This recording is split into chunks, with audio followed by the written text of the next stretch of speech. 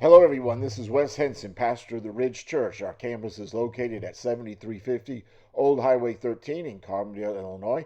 And we're on here today to do a 5-minute overview of our Bible study lesson for September the 27th, 2020. So let's begin right now. We are in the midst of a 6-week study of the Ten Commandments. It's titled After God's Own Heart, a fresh look at the Ten Commandments. We are in session 4, and the title of session 4 is Honor Life. And our passage of scripture is Exodus chapter 20, verse 13, and also 1 Samuel chapter 26, verses 7 through 11, and verses 22 through 25. Okay, before we get started on today's lesson, let's do a quick review of where we are. We began in week 1 talking about placing God first. We need to place God first because He alone is God. Week 2, we talked about our relationship with God and honoring God. And the value of our relationship with God is seen in how we honor who God is. And then last week, we looked at honoring parents. Honor for parents is seen in our words and actions. And here we are, session 4, week 4. The title of the lesson is Honor Life. The question that introduces this lesson is, what are some ways that you show others that you value them? So we're talking about value and honoring people. And the point of our lesson today, and this is the point, that we need to respect human life as God does. All of life is valuable, from the womb to the tomb, and we are to see life as God sees life. So our study today, we're going to look in 2 different passages. The Old Testament passage, both of them Old Testament passage, but one is the command found in Exodus chapter 20, and the other passage is the illustration found in 1 Samuel chapter 26. So the command, Exodus 20 verse 13, do not murder. Very simple, very short, very concise. In the Amplified Version, which I've also included in our study, is you shall not commit murder. And then in parentheses, the meaning of the word murder, unjustified, deliberate homicide. So this commandment is not a broad prohibition against any type of taking of human life. The Hebrew word used here for murder has a very specific range of meaning. And as it's used in Scripture over 47 times, with one exception, it is used exclusively in reference to malicious, intentional, action to kill an innocent person. It refers to premeditated murder. Do not commit premeditated murder. There are other passages in the Old Testament where God commands and even allows the taking of human life in specific cases. So we'll talk about that in our Bible study on Tuesday night. So the truth here is that human life is precious to God. That's what we need to understand from Exodus chapter 20, verse 13. And then several hundred years later, in 1 Samuel chapter 26, David, the one that God had chosen as the next king of Israel, obeys this command in Exodus chapter 20.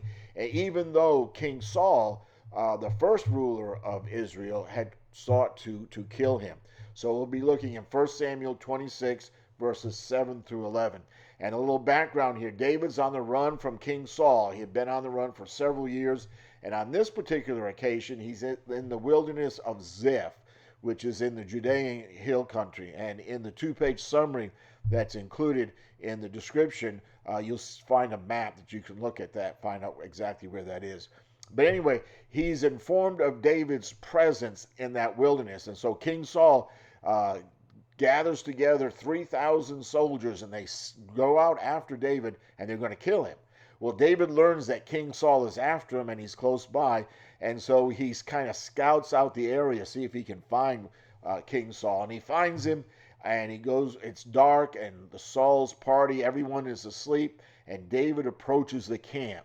And then he and Abishai sneak into the camp at night. They make their way through the sleeping soldiers, and they're right in the middle of the camp. And sleeping near the king was Abner, the king's cousin, who was also the commander of the army. So picture that, if you will. So here's an opportunity that David has to easily kill Saul, and really no one would have blamed him for doing it because Saul had sought to kill David so many times. But David knows better, and David knew that to lift a hand against the Lord's anointed was to leave bloodstain and bloodshed and guilt on his own life. And so he chooses not to kill Saul, but instead he takes his spear and his water jug, and they both leave the camp. And then later on, we'll go down to verses 22 through 25. David, in safety, shouts out to the camp of King Saul and says, "Hey, look what I've got!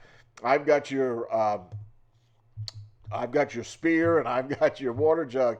And David wants, and then he has an encounter, a communication with Saul, and he wants Saul to value his life as much as David valued Saul's life. And so, as a result of this encounter, Saul has a momentary change of heart, and he goes on to speak of good things that David is going to do in his life. And Saul ends up taking his army, and they go back home. Quick application of the study for this week is, how are we going to show actively that we value human life? And a couple ways, 3 ways. We need to check our attitude towards others, the words that we say about others, and then our actions. We need to look for ways that we can affirm value in the areas of our influence. So to wrap it up, all of life has value. It's up to each one of us to validate and affirm this value in what we think and what we say and what we do. So I want you to join us on Tuesday night on our Facebook page, on our website, as we dive into the 6th commandment, do not murder, and look at its application for us today. In the description, there is a 2-page summary and our handouts, and also there is a copy of the study guide. Let me see you on Tuesday at 6:30. Hope to see you then. Bye now.